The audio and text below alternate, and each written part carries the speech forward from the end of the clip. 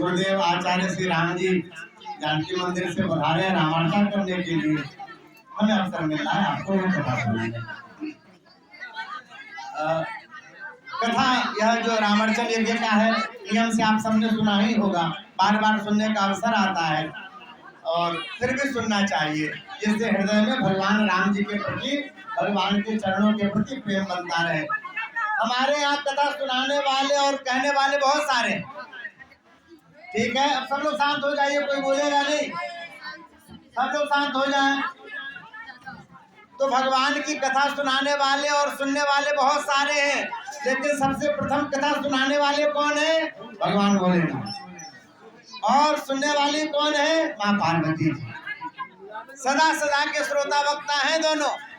और भगवान भोलेनाथ को जब प्रेम आता है मन में भगवान के चरणों के प्रति, तो स्वयं सत्संग करने लग जाते हैं और गौरी मैया सुनने लग जाती है। प्रसंग ऐसा ही कुछ है। एक बार भगवान भोलेनाथ अपने आसन पर बैठे हुए थे और भगवान भोलेनाथ का ध्यान टूटा। शांत बैठिए, एकदम शांत होइए, अगल बगल मना करें, वहाँ घर में मना कीजिए, आवाज आ रही है। शांत बैठे, शांत बैठिए, एकदम शांत बैठे। तो भगवान का ध्यान टूटा, मैया पार्वती जी आकर के उनके चरणों में प्रणाम कर रही हैं और भगवान शिव के चरणों में प्रणाम करके गौरी मैया ने कहा, भगवान सर्वधर्मज्ञ, हे प्रभु आप सभी धर्मों को जानने वाले हैं, परम विद्वान हैं, तो आपके चरणों में हम प्रणाम करके कुछ विनती कर रहे हैं, आप कृपा करके हमें बताइए। भगवान भोलेनाथ प्रसन्न हुए और कहा कि पूछो। श्री पार्वती वाच, देखिए ध्यान से रहे आप लोग, बिल्कुल शांत होकर बैठिए। कथा के बीच में जो बोलता है चमगादड़ होता है, अगले जन्म में चमगादड़ होना पड़ेगा। एकदम शांत होकर बैठिए। और जो बोलते हुए को सुनता है, अगले जन्म में अजगर बनना पड़ता है। बिल्कुल शांत होकर बैठे। पार्वती जी ने कहा, भगवान सर्वधर्मज्ञ, सर्वशास्त्र विशारद, लोकानां उद्धारार्थम यत्ना नित्यान्यनेकशः, हे भगवान भोलेनाथ आप सब धर्मों के जानने वाले। ये जो चार, चुप बैठो, शांत हो ना, शांत बैठो। भगवान भोलेनाथ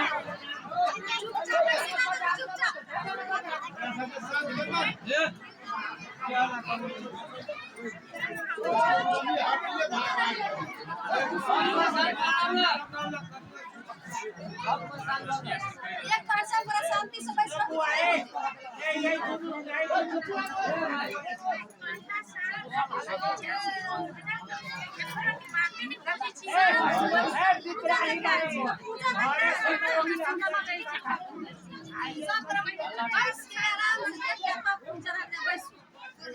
सब लोग एकदम चुप हो जाएं, एकदम चुप होइए, एकदम शांत हो जाए, सुनिए, उसके बाद फिर लगातार बोलिएगा, ठीक है। बोले श्री रामचंद्र महायज्ञ की। पार्वती जी ने कहा कि भोलेनाथ आप सब धर्मों के जानने वाले हैं। धर्म में सबसे ऊपर क्या है? वेद, चार वेद। वेद शिव, शिवो वेद, वेदाभ्यासी सदा शिव, वो भगवान भोलेनाथ चारों वेद के जानने वाले। भगवान भोलेनाथ ही वेद के रूप में। हे प्रभु, हम आपके चरणों में आके पूछते हैं कि संसार में जो भी व्यक्ति जन्म लेता है सब आपको बाबा बोलता है। सब लोग बोलते हैं ना भोले बाबा को, बाबा बोलते हैं ना। कोई जीजा जी भी बोलता है भोले बाबा को? नहीं ना। मामा बोलता होगा? नहीं बोलते, सब बाबा बोलते हैं। तो आप पूरे संसार भर के बाबा हैं, हम पूरे संसार भर के माँ हैं, और माँ को अपने बच्चों की बड़ी चिंता होती है। तो संसार में बहुत सारे लोग जन्म लेते हैं, और जब जन्म लेते हैं तो संसार देखते हैं। संसार देखने के बाद मन में आता है हमारा भी ऐसा घर होता है, हमारी भी ऐसी गाड़ी होती, हमारा भी ऐसा दुकान होता, हमारे घर में भी फैक्ट्री लगता है, हम भी 10 लोग को नौकरी देते, बड़ा मन में होता है। अब ये सब मन में होता है तो क्या करें, प्रयत्न करते हैं, प्रयत्न भी करते हैं तो महाराज बहुत लोग मेहनत करते हैं, सुबह से लेकर रात तक मेहनत करेंगे, पसीना बहाएंगे, मुश्किल से 2 टाइम की रोटी होगी, बहुत मुश्किल से घर में शादी भी ठहर जाता है, घर छत हो जाए उसमें महाराज कभी कभी पूरा आधा जीवन लग जाता है, होता है ना। तो मनोकामनाएं बहुत होती है, पूरी नहीं होती। पार्वती मैया यही कह रही है, हे भोलेनाथ आप सब जानने वाले हैं, ऐसा कोई उपाय बतलाइए जिससे व्यक्ति की मनोकामना पूरी हो जाए, वह अपनी मनोकामना मन में ही लेके न मर जाए, जो भी वो सोचे उसका पूरा हो जाए। आप कर सकते हैं भोलेनाथ, जो संसार में नहीं मिलता ना भोलेनाथ देते हैं, भाग में नहीं लिखा रहेगा तो भी बाबा दे सकते हैं। भाभी हूँ मेरी सकहि त्रिपुरारी, माथे में दरिद्रता लिखी होगी, भोले बाबा उसको राजा बना दे। भोले बाबा समर्थ हैं, इसलिए गोरी मैया पूछ रही है। तो बोले नाना प्रकार के यज्ञ हैं, कोई चंडी यज्ञ करता है, कोई भगवान भोलेनाथ का रुद्र यज्ञ करता है, बहुत लोग उपवास करते हैं, कोई संतोषी माता का व्रत करता है, रविवार का नमक नहीं खाते हैं बहुत लोग, कोई एकादशी व्रत करता है, बहुत लोग जाके पूर्णिमा को गंगा जल सागर में नहाते हैं जनकपुर में, इतना पुण्य करते हैं तब वो मनोकामना पूरी नहीं होती। तब बोले बाबा आप कोई ऐसा उपाय बतलाइए जिससे पक्की मनोकामना पूरी हो जाए। बोले बाबा सुने हैं, मन प्रसन्न हो गया और कहते हैं कि देवी तुमने बहुत सुंदर बात कही है, धन्यासी कृत पुण्यासी पुण्य रूपासी पार्वती। हे देवी आपने बड़ा सुंदर प्रश्न किया, और इसलिए किया है सुंदर प्रश्न क्योंकि अपने स्वार्थ के लिए नहीं पूछा, संसार के लिए पूछा, संसार के जीव के लिए पूछा। जो जीव सब कुछ करता हुआ भी, पसीना बहाता हुआ भी, अपनी मनोकामना हृदय में लिया ही हुआ मर जाता है, कई बार बूढ़ा हो जाता है, सोचता ये कर नहीं पाए, उनके लिए देवी संसार में मनोकामना सिद्धि के लिए बड़े उपाय हैं, बहुत जब बहुत पूजा बहुत पाठ, पूरा नहीं होता। क्यों नहीं होता? क्योंकि आप ठीक नियम से नहीं करते। नियम क्या है? हम आपको देवी एक ऐसा यज्ञ बता रहे हैं, उस यज्ञ का ऐसा महात्मा है कि आपको यज्ञ करना नहीं पड़ेगा, केवल आप मन में सोच लें कि हे भगवान हमारे जीवन में यदि यह काम हो जाएगा तो हम रामार्चा करेंगे, हम यह यज्ञ करेंगे। आप केवल सोच लें, आप करें ना, और आपकी मनोकामना पूरी हो जाएगी। कौन सा यज्ञ है वह? पार्वती जी बोली ऐसा कौन सा यज्ञ है? बोले 1 दिन का यज्ञ है। अरे 9 दिन का यज्ञ होता है, 7 दिन का यज्ञ होता है, महीना भर का यज्ञ होता है, साल भर का यज्ञ होता है। कि 1 दिन वाला ऐसा कौन यज्ञ है जिसके करने से मनोकामना पूरी हो जाएगी? आप कह रहे यज्ञ करो भी मत, पहले केवल मन में सोच लो, जब आपका मनोकामना पूर्ण हो जाए तब आप यज्ञ करना। ऐसा कौन यज्ञ है? यहाँ कहते हैं भोले बाबा यज्ञ श्री रामचंद्रस्य साधना नाम च साधक। देवी उस यज्ञ का नाम है रामार्चा यज्ञ। उस रामार्चा यज्ञ को करने से नहीं, केवल मानने से कि हम एक बार रामार्चा यज्ञ करेंगे, यदि हमारा काम पूरा हो जाएगा तो यज्ञ पूरा हो जाता। बोले ऐसा हो सकता है? बोले हाँ, 99% रामार्चा, 100 में से 99 रामार्चा काम जब हो जाता तो लोग खराब, मनौती पूरी होती है, काम हो जाता है, छत बन गया, दुकान मिल गया, फैक्ट्री बन गई, बेटे को अच्छी नौकरी मिल गई, बिटिया का ब्याह हो गया, घर में पोता हो गया, पोती हो गई, जिसके लिए जिसमें मन में माने थे वह हो गया, तब किए। कई बार तो होने के कितने साल बीत जाते हैं, लोग कर नहीं पाते। तो एक ऐसा यज्ञ है जो आपके जीवन में केवल सोचने मात्र से आपका काम बन जाता है। कौन सा यज्ञ है? बोले श्री रामर्चा महायज्ञ की। ऐसा यज्ञ है, सोचने मात्र से आपका काम बनता है। बोले ऐसा यज्ञ है महाराज? बोले हाँ। बोले इस यज्ञ का पावर कितना है, इससे क्या क्या मांगा जा सकता है? भाई जैसा देवता वैसा मांग सकते, सबसे सब कुछ नहीं मांग सकते। जिसके पास जो होगा वही न देगा। जिसके पास 5 किलो अनाज है, आप जाके कहेंगे भैया आधा किलो देना तो देगा। यदि आप कहेंगे कि हमको 10 कुंटल दो तो कहाँ से देगा? उसके पास देने का सामर्थ्य नहीं। पूछते हैं रामार्चन यज्ञ से क्या मांग सकते हैं, उसको क्या देने का सामर्थ्य है? यहाँ पर भोले बाबा बहुत बढ़िया कहते हैं, देवी संसार में ऐसा कुछ भी नहीं है जो रामार्चा जी से नहीं मांगा जाए। इस रामार्चा यज्ञ के प्रभाव से ब्रह्मा जी सृष्टि करते हैं। इस रामार्चा यज्ञ के प्रभाव से मैं संसार में प्रलय करता हूँ। इस रामार्चा यज्ञ के प्रभाव से विष्णु जी चींटी से लेकर के हाथी को भी रोज खाने की व्यवस्था करते हैं। इस रामार्चा यज्ञ में ऐसी नहीं है। संसार में जितने प्रकार के दुख हो, कैसा भी दुखी हो, भयानक रोग से ग्रसित हो गया, डॉक्टर कहता है अब तुम्हारा कोई उपाय नहीं है, महाराज वो यदि भाव से रामार्चा यज्ञ करे तो जीवन में ऐसे दुख कट जाते। जीवन में बड़ी दरिद्रता हो, बड़ा प्रयास करने पे भी आपका काम न बन रहा हो, मन में सहृदय से आप यदि मानते हैं रामार्चा यज्ञ करें तो हमारे जीवन में यह कार्य पूरा हो जाएगा। यदि मनोती मांगते हैं तो निश्चित रूप से होगा। हमारे गुरु भाई हैं और आई में महाराज उनके यहाँ पहुंचे हमारे गुरु जी, और उनको जब देखा तो कहा भाई तुम्हारी स्थिति तो बड़ी खराब है। तो बोले महाराज 5 उंगली कौर के साथ मुंह तक जो आता है ना वो बड़ी मुश्किल से आता है, घर में ऐसी स्थिति। बोले तुम रामार्चा यज्ञ करो। बोले महाराज खाने का नहीं है तो हम रामार्चा यज्ञ कहाँ से करेंगे? बोले करो, तुम्हारे जीवन में निश्चित रूप से सफलता आएगी, धन आएगा, धन की कामना है ना, गरीबी है ना, पूरा होगा। बोले कहाँ से लाएंगे? बोले कितने पैसे हैं? तो बोले महाराज 50 रुपया जोड़ जोड़ के 4 आना 8 आना, पहले 10 पैसे चलता था, 1 पैसा चलता था, 50 रुपया जोड़ करके बोले लेके आओ। उसी का बेसन मंगाया, घी मंगाया, लड्डू बनवाया, सब कराया, उनके हाथों से रामार्चा करवाया है। पता नहीं रामार्चा जी की कृपा ऐसी छपी, महाराज आज उस बात के 60 साल हो गए, उनके यहाँ धन की कमी नहीं। बाजार में उनके 10 दुकानें हैं, उस इलाके के सबसे बड़े आदमी हैं। और महाराज ये पीला कपड़ा पहन करके हर बार सूर्य जी की परिक्रमा में पैदल घूमते, ऐसे ऐसा उनका प्रेम रामार्चा के प्रति। जीवन में क्या नहीं बदल सकता, रामार्चा जी सब देने में समर्थ है। महाराज कैसा भी दोष हो वो पूरा हो जाएगा रामार्चा जी के प्रभाव से। राज्य आपका चला गया हो, राज्य मिल जाएगा। स्वास्थ्य चला गया हो, स्वास्थ्य मिल जाएगा। जिस प्रकार की भी कामना हो वह पूरी होगी। ऐसा रामार्चन यज्ञ का महत्व है। यहाँ पर पार्वती जी ने पूछा महाराज ऐसा दिव्य रामार्चन यज्ञ पहले किसने किया?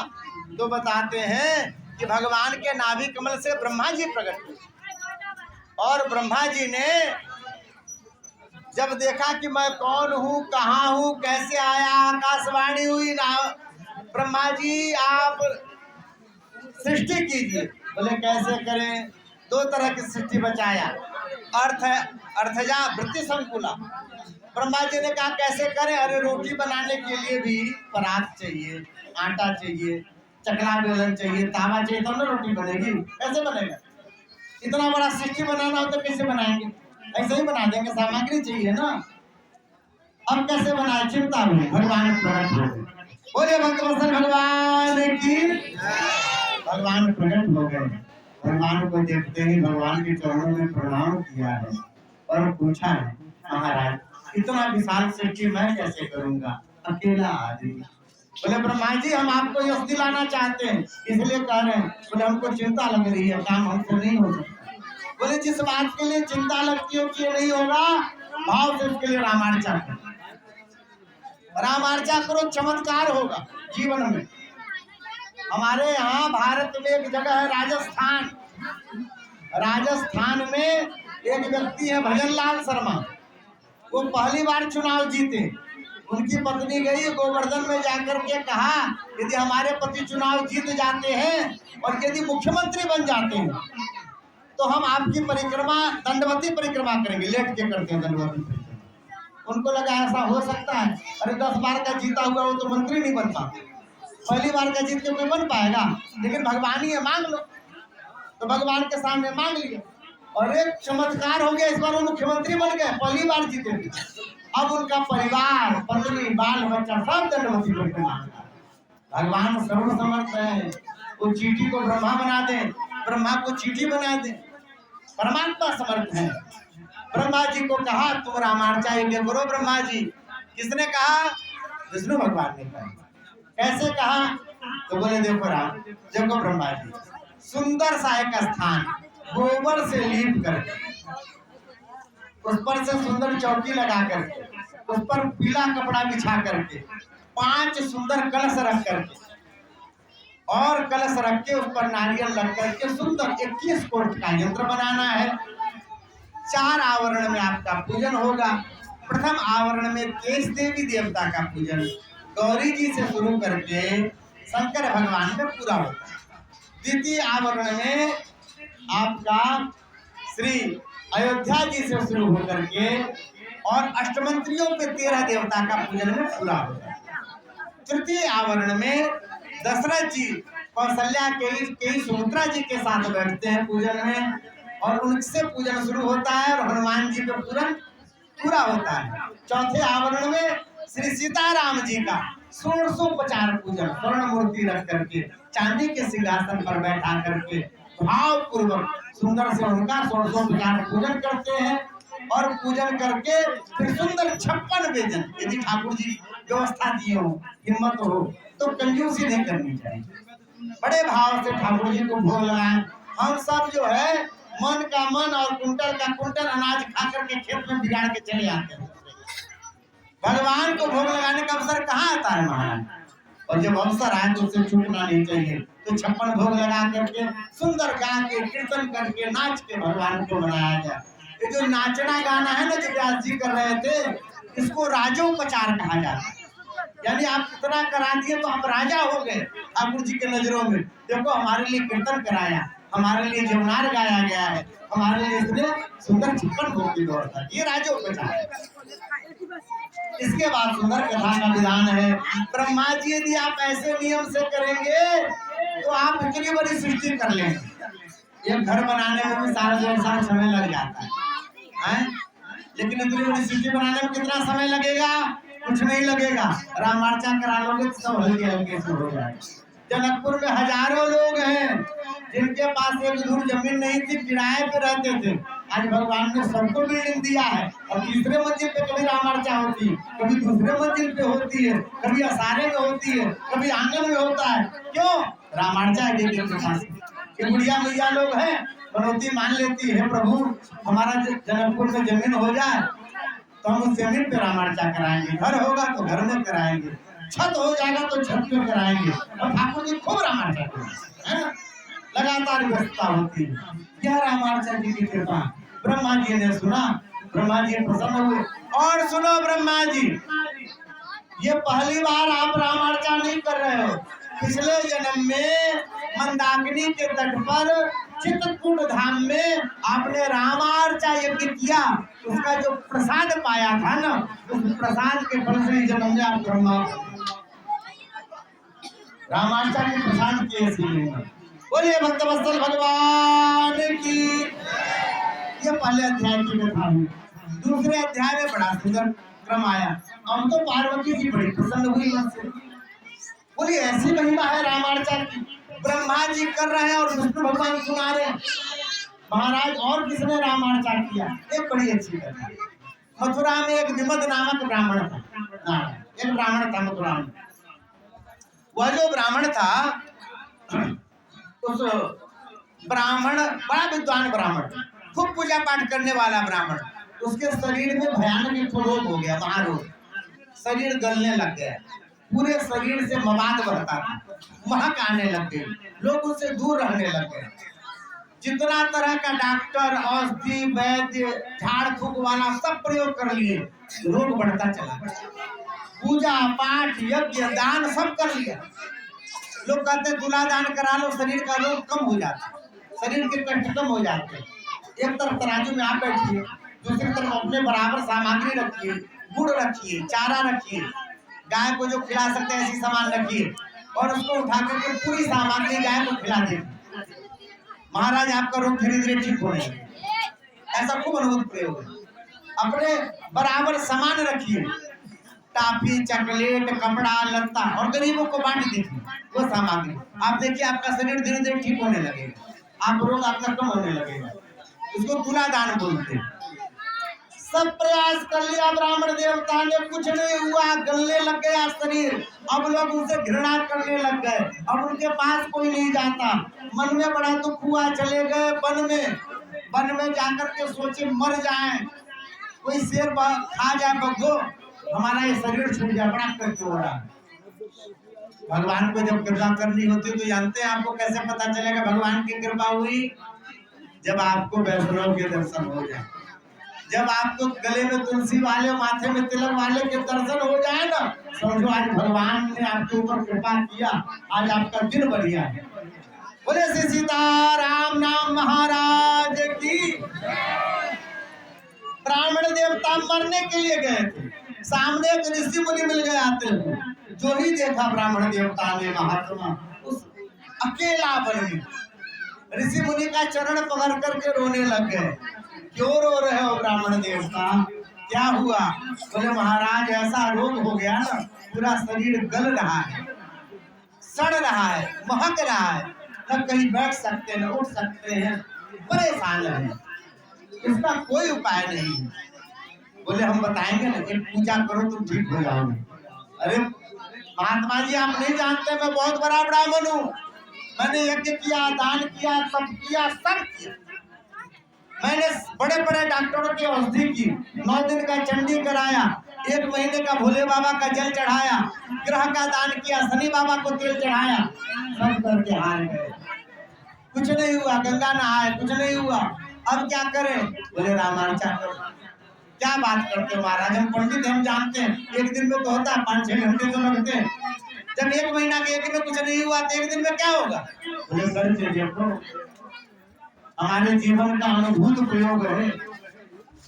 एक बार हमारी पत्नी ने बड़ी सेवा की, उन्होंने अपने जीवन की घटना सुनाई।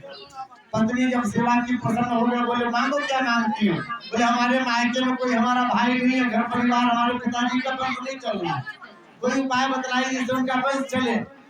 तो हम जा करके अपने पिताजी से पूछे, तो पिताजी ने कहा बोलो रामाचार्य कराएगा, उसके घर में संतान आएगा और उसका वंश सदा चलेगा। हमने जाकर के अपनी पत्नी को कहा, पत्नी ने अपने पिता को कहा, पिता ने रामाचार्य कराया। उस यज्ञ के प्रभाव से ऐसी संतान हुई जिनका नाम आज भी लिया जाता है। श्री विश्वामित्र जी महाराज, जिस भगवान को पाने के लिए तपस्या करते हैं, वो भगवान राम लक्ष्मण उनके पीछे पीछे चल करके खाली पैर जनकपुर तक आए थे। बोले श्री रामार्चा महायज्ञ की। अरे बाबा ऐसा यज्ञ है, फिर तो मैं जाके करूंगा। ब्राह्मण लौट करके घर आया, बेसन खरीदा, घी खरीदा, कपड़े लत्ते खरीदे, बड़े भाव से रामार्चा किया। जीवन में जब दुख होता है तो भगवान के अलावा कोई नहीं होता, तब व्यक्ति भगवान के चरणों में भाव से आता है, तब आपका भगवान के चरणों में ध्यान लगता है। और नहीं तो जीवन के जो है थोड़ी भी व्यक्ति को मिल जाती है तो भगवान को छोड़ के सबको याद करता है। बड़े भाव से रामार्चा यज्ञ कराया, सबको प्रसाद बांटा। प्रसाद बांट करके जब प्रसाद पाया, दूसरे दिन से चमत्कार हुआ है, धीरे धीरे शरीर स्वस्थ होने लग गया और स्वस्थ होते होते एकदम ठीक हो। अरे अब तो भाग्य की बात है, जब देखो तब रामार्चा। पूर्णिमा को चलो रामार्चा करते हैं, अमावस्या को रामार्चा करते हैं। हमारे एक मित्र जैसे हैं श्री मनमोहन जाजोदिया जी, वो महाराज एक दुकान थी, उसके अलावा कुछ नहीं था, उसी दुकान से सब होना था। और भगवान की कृपा हुई, उनको किसी ने बताया, उन्होंने रामार्चा यज्ञ किया। आज बड़ा कारोबार है, खूब यश है, खूब नाम है, और दोनों बच्चों की इतनी बड़ी बड़ी कंपनियां हो गई कि बेटे ने अमेरिका में 15 करोड़ का घर लिया। किसकी कृपा से? रामार्चा जी की कृपा से। आज ये बात है कि कभी रविवार को कर लेते हैं, कभी सोमवार को कर लेते हैं, जब देख ले पंडित जी खाली है चलिए रामार्चा करा, ऐसे भाव।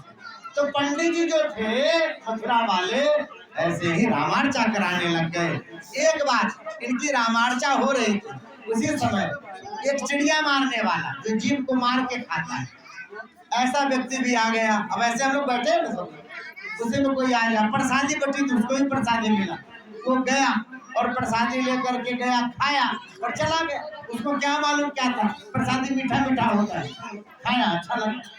दूसरे दिन फिर चिड़िया मारने पहुंचा, उस दिन चिड़िया तो क्या मारता, उसको एक शेर मार दिया, मर गया। महाराज उसको लेने के लिए यमदूत आए। यमदूत जब उसके गले में फांस डाल करके नरक की तरफ ले जाने लग गए। भगवान के दूत आए हैं और जाकर के उसको छुड़ाया। बोले इसको तुम नहीं ले जा सकते। अरे महाराज ये महापापी है, इसने अपने मुख से कभी भगवान का नाम नहीं लिया, इसने कभी जीवन में मंदिर का दर्शन नहीं किया, कभी गंगा सागर में स्नान नहीं किया। ये महापापी अपने पेट को मुर्घटिया बना के रखता है। ये तो किसी का हाथ पैर नाक पैर सब खा जाता है। महापापी व्यक्ति ये तो नरक में ही जाएगा। बोले नहीं, इसने एक बार रामार्चा का प्रसाद खाया, उस रामार्चा के प्रसाद से ये ऋषि लोक चला जाए, स्वर्ग लोक चला जाए, लेकिन ये नरक में तो नहीं जाएगा। बोले रामार्चा महायज्ञ की। इस रामार्चा के प्रसाद से जो आपको भी मिलेगा ना, उसका ये लाभ है। महाराज उसको वहां से हटा करके जितने भगवान के दूत हैं अपने धाम ले गए, भगवान के धाम ले गए। अब यमदूत सब गए हैं यमराज के पास। बोले महाराज ऐसा कैसे हो गया जो कोई व्यक्ति कुछ खा ले और खाने के कारण उसको जो है भगवान का धाम मिल जाए। बोले क्या खाया? बोले रामार्चन का प्रसाद खाया। अरे रे रे सुनो यमदूतों, ऐसे व्यक्ति यदि कहीं तुमको दिख जाए दूर से प्रणाम कर लेना। सकत प्रसाद भक्षण, एक बार भी जिसने रामार्चा का प्रसाद खाया है ना, वो नरक में नहीं जा सकता। इस रामार्चा के प्रसाद की ऐसी महिमा। तो जब आप यज्ञ कराते हैं, भाव से पूजा करते हैं, तो आपका तो महाराज 21 पीढ़ियां तरेंगे। बोले श्री रामचंद्र भगवान की। यह द्वितीय अध्याय आपका पूरा हुआ। तृतीय अध्याय में एक बनिया की कथा आती है। ये जो बनिया था महाराज, बनिया भगवान का परम भक्त था पर बड़ा कंजूस था, बड़ा कंजूस बनिया। बहुत लोग होते हैं संसार में, वो क्या करता था, जैसे रामार्चा में होता लोग मनौती मान लेते हैं पर बाद में करते नहीं रहते, तो फिर कई तरह के जीवन में झंझट आ जाते हैं। यही एक कथा आई बड़ी सुंदर कि बनिया ने मनौती मान ली और उसने मनौती पूरा नहीं किया।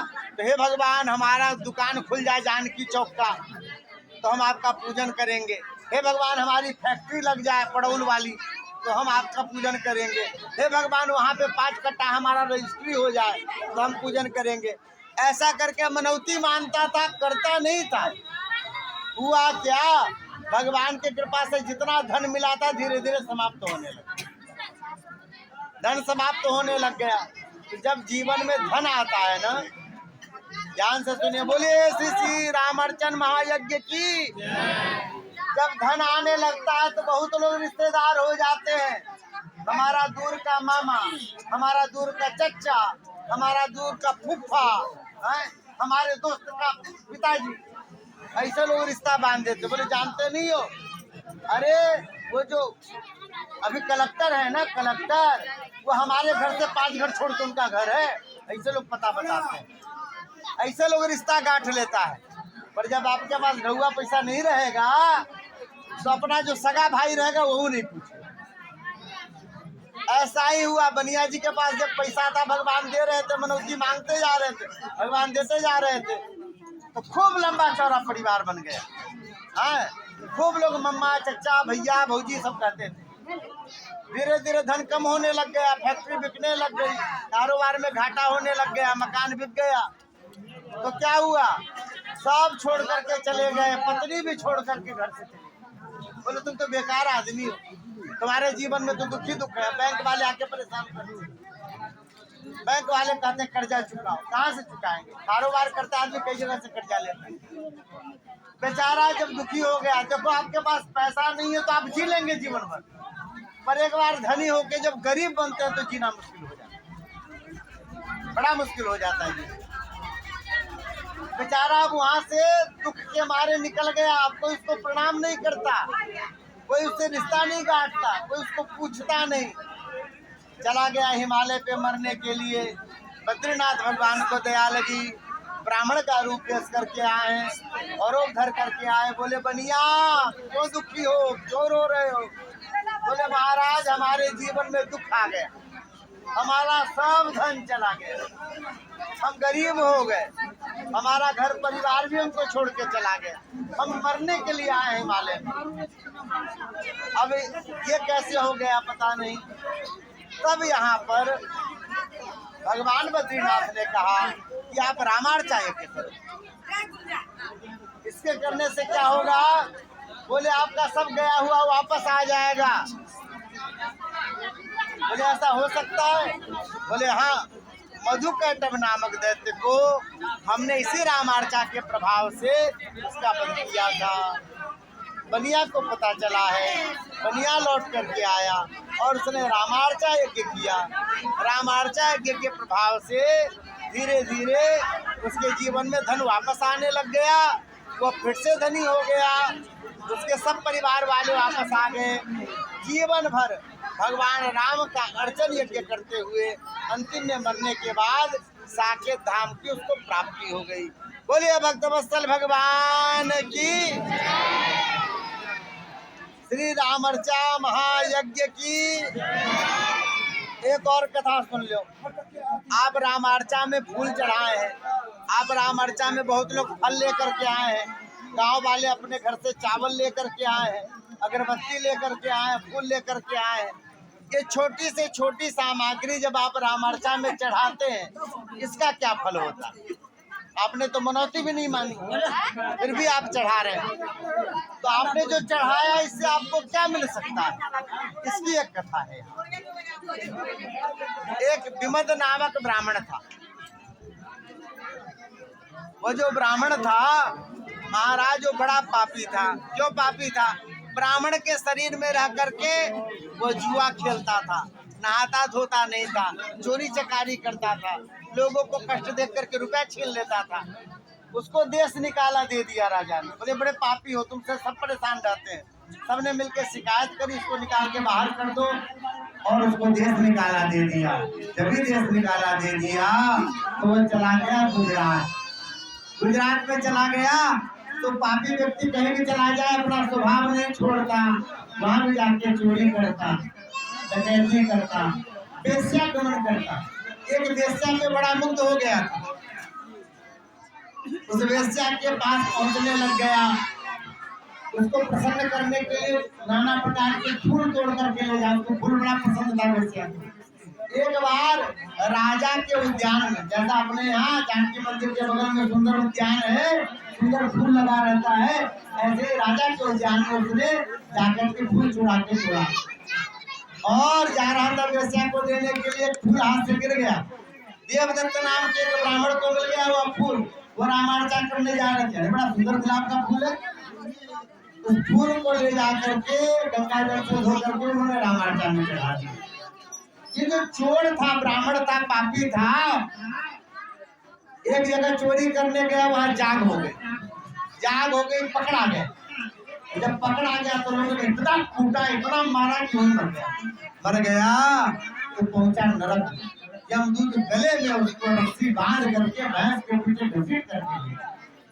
वहां पहुंचा है और चित्रगुप्त ने फाइल खोला, अरे राम राम, ये तो महापापी है, इसने ब्राह्मण के शरीर में रह के पाप किया। कोई दूसरे में पैदा हो जाता है जिसको मालूम नहीं धर्म क्या है, कर्म क्या है, पूजा क्या है, पाठ क्या है, उसको तो फिर भी क्षमा हो जाता। ये तो ब्राह्मण के शरीर में रहकर किसने पाप किया है, इसको खजरांगार नरक में डालो। ऐसा नरक जिसमें आग लाल लाल जलती रहे और जब गिरे उसमें जलेगा, तड़पेगा, चिल्लाएगा पर मरेगा नहीं।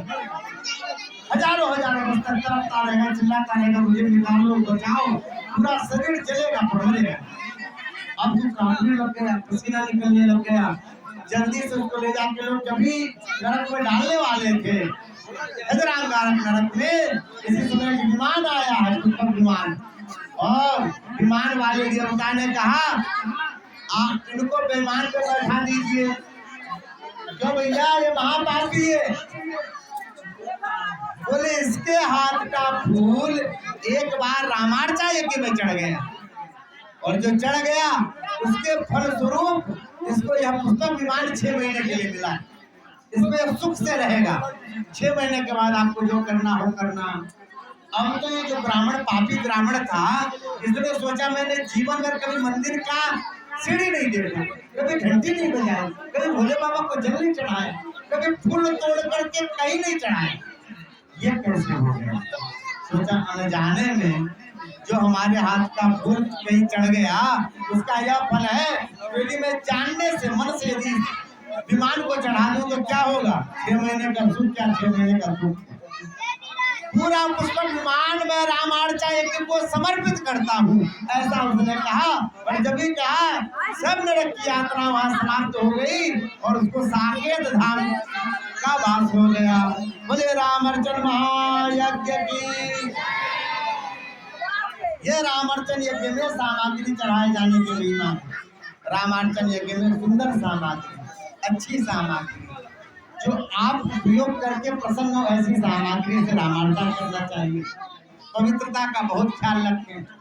जिनके गले में तुलसी नहीं है, जिनका भगवान में प्रेम नहीं है, ऐसे लोगों को इस वेदी से दूर रखना चाहिए।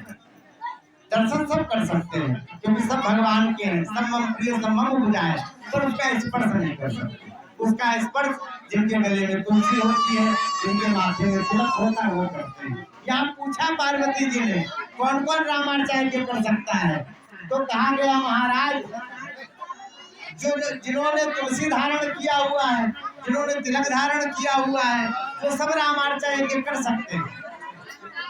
पर मनौती जिन्होंने कुछ भी नहीं धारण किया वो भी कर सकते हैं। तो जब मनौती पूरी हो जाएगी तो रामार्चा कैसे कराएंगे? भैया अपना प्रतिनिधि किसी कंठी वाले को बना देंगे, तिलक वाले को बना देंगे और रामार्चा कर देंगे। ऐसे ही रामार्चा का जब आपको प्रसाद मिलेगा, उस प्रसाद के फलस्वरूप वो प्रसाद आप अकेले मत खाइएगा, प्रसाद बांट करके खाना चाहिए। आप किसी न किसी को दे करके प्रसाद खाएं, अपने घर ले जा करके सबको खिला के सब खाएं। ठीक है, प्रसाद की बड़ी महिमा है। शंकर भगवान के पास प्रसाद आया था रामार्चा का, उनको जब भी मालूम चला प्रसाद है तो झट से पूरा प्रसाद खा गए। गौरी मैया नहाने गई थी, लौट करके आए, बोले रामार्चा का प्रसाद आया था आप खा गए? बोले हाँ देखो मुझे रहा नहीं गया, मैं खा गया। बोले आज के बाद आपका प्रसाद जो खाएगा वो कुत्ता हो जाएगा, कुत्ता सांप जी। भगवान भोलेनाथ को बड़ा बुरा लगा, उन्होंने फिर से रामार्चा यज्ञ किया नियम से, फिर सबको प्रसाद बांटा, अंतिम में स्वयं प्रसाद खाया। वो जो उनके प्रसाद को खाने से कुत्ता होने का जो शाप दिया था पार्वती जी ने, वो शाप खत्म हो गया रामार्चा जी के प्रसाद खाने से। यह रामार्चा जी के प्रसाद की ऐसी महिमा है जो रामार्चा जी कहेंगे कराता। जैसे हमारे विद्वान श्री इंदल यादव जी, उनके बेटे इसके प्रेरक रहे, फाइनेंसर है, दोनों प्राणी बैठकर के यज्ञ कर रहे हैं, उनका पूरा परिवार जुटा है यहाँ पर। ऐसा जो रामार्चा यज्ञ यदि नियम से करता है, भगवान को सुंदर सामग्री, फूल, कपड़े, लत्ते से जो पूजा करता है, उसके जीवन में क्या होता है भैया? उसकी सभी मनोकामना पूरी होती है जो उसके हित में, जो आपके हित में ऐसी मनोकामना सब पूरी हो, निश्चित रूप से मानना चाहिए। और जब यह आयु पूरा हो जाएगा तो महाराज आपको भगवान के धाम में वास करने का अवसर मिलेगा। कहाँ वास करने का अवसर मिलेगा? कहीं कोना में घर दे देंगे तो आपके पास। अरे नहीं, रामार्चा करने वाले को भगवान अपने सामने बैठाते हैं। कितना सामने बैठाते हैं? जिससे वह व्यक्ति निरंतर भगवान के सुंदर स्वरूप का दर्शन कर सके, निरंतर भगवान की छवि का दर्शन करे, निरंतर भगवान श्री सीताराम जी के उस स्वरूप को अपने आंखों के सामने रख सके। यह रामार्चन यज्ञ के कराने की विधा है। बोले रामार्चन महायज्ञ की, श्री सीताराम नाम महाराज की। इस तरह से रामार्चन यज्ञ के महात्म की कथा पूरी हुई। आप सबने बड़े ध्यान से, बड़े प्रेम से सुना है। आप मिथिलावासी हैं, अब थोड़ा सा और ध्यान रखें, आप आधापी ये करेंगे। अब श्री रामार्चन का बड़ा सुंदर आरती आरती के बाद प्रसाद वितरण, सब लोग प्रसाद लेकर के ही जाएंगे। कोई भी व्यक्ति अपने हाथ से प्रसाद नहीं उठाएगा, सबको प्रसाद अपने आप दिया जाएगा अपने स्थान। कोई अपने आप से प्रसाद नहीं लेगा, फरमाइशी प्रसाद नहीं मांगेंगे। आप बड़ी उदारता से अभी तक आपने इस कार्यक्रम को देखा है, ऐसे उदारता प्रसाद वितरण तक बनाया सीताराम जी। आरती किया जाए। जय जय।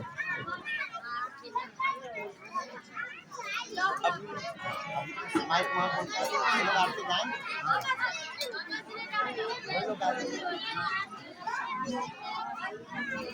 तो यहाँ बहुत ताकत लगती है।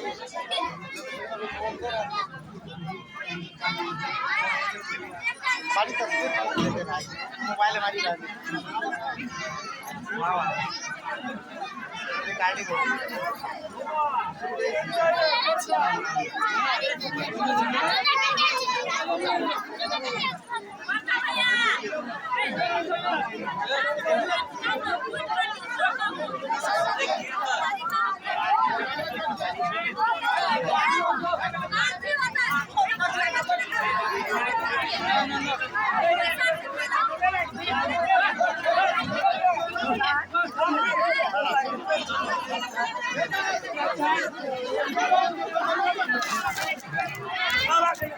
जय हो जय हो जय।